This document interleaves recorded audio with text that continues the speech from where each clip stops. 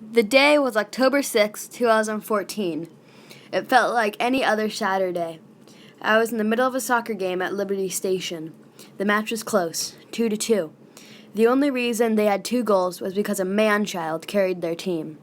The beast of a boy took a heavy touch, and I approached the ball and kicked it with all my might, at the same time he did. The ball froze between our feet, and I felt my tibia and fibula snap. My parents took me to the hospital, and the x-rays revealed I'd positively broken my tibia and fibula. The doctors had to set the bone, so they knocked me out with cookie dough-flavored morphine gas. When I woke up, my parents recorded a video message of my experience. Corey and Riley, and so what I wanted to say is that I love you guys. You guys are great role models, and I'm sitting here with. I stayed that night in the hospital.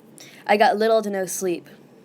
I was casted to my hip for 8 weeks, a knee cast for 4 weeks, and a boot for 2.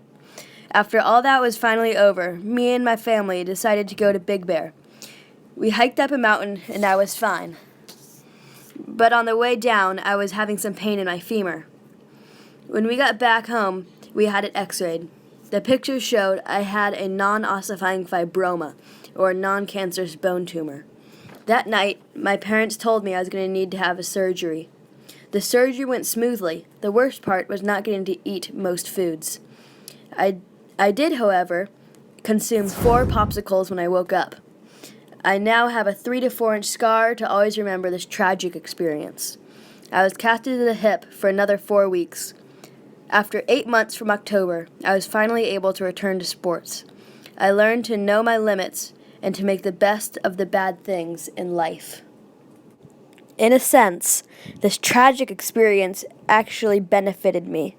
Now I have many more skills than I did before the injury.